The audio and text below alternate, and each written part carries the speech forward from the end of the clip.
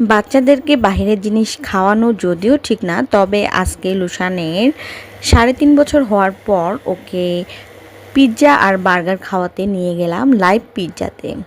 তো hello guys, আসসালামু আলাইকুম। আপনারা সবাই কেমন আছেন? আশা করি আপনারা সবাই অনেক অনেক ভালো আছেন। আজকের নতুন ভিডিওতে আপনাদের সকলকে স্বাগতম জানাচ্ছি। তো দেখতে দেখতে চলে এসে গেলাম আমরা লাইভ পিৎজা হাউসে। এটা মূলত হাউস বলতে ফুড কার্ট।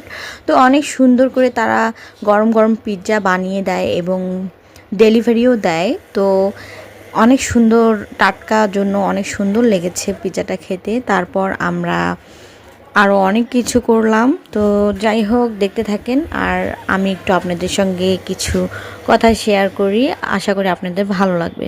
জীবনে চলার পথে অনেক কিছুরই এক্সপেরিয়েন্স হবে, তবে কিছু কিছু ঘটনা যা মানুষের জীবনে একদম গেঁথে যায় আর এইখান থেকে অনেক ধরনের শিক্ষাও নিতে হয়, নিয়ে বাকি জীবনটাকে সুন্দরভাবে পরিচালনা করতে হয়। তো আজকে আমি আপনাদেরকে কিছু উপদেশমূলক কথা বলবো, যেগুলো আপনাদের জীবনে যদি আপনারা খাটান তো কাজে লাগবে। আশা করি আপনারা মাইন্ড করবেন না। তো আমি বলছি যে যখন দেখবেন আপনি বিপদে পড়বেন, বিপদে পড়ে দেখবেন আপনার পাশে কয়জন থাকে। আর যখন দেখবেন আপনি খুব ভালো আছেন, সুখে আছেন, তখন দেখবেন আপনার আশেপাশে দুধের মাছির অভাব হবে না। তাই মানুষের পিছনে, অন্য কারো পিছনে নিজের জীবনকে বিলীন করে না দিয়ে নিজের জীবনের চিন্তা করুন এবং নিজের জীবনকে ভালোবাসুন। নিজেকে ভালোবেসে নিজের জীবনকে সুন্দরভাবে পরিচালনার মাধ্যমে অন্যের উপকার করাকেই আমার মনে হয় জীবন বলে। তো জীবনের সংজ্ঞা অনেক।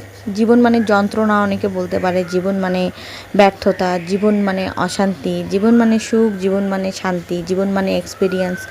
অনেকের কাছে অনেক কিছু শুনবেন, তবে আমার কাছে জীবন মানে হচ্ছে নিজেকে ভালোবাসে, নিজেকে সুন্দরভাবে গড়ে তুলে তারপর অন্য কারো পিছনে নিজেকে কিছুটা ইনভেস্ট করে নিজেকে কিছু দিয়ে আর কি অন্যের উপকারে আসা।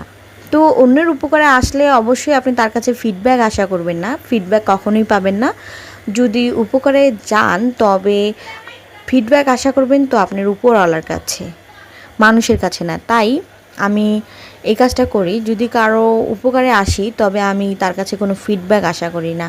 আমি আশা করি আমার উপরওয়ালার কাছে, তিনি আমাকে অবশ্যই এর মূল্যে আমাকে অবশ্যই পুরস্কৃত করবেন, ইহকাল হোক আর পরকালেই হোক।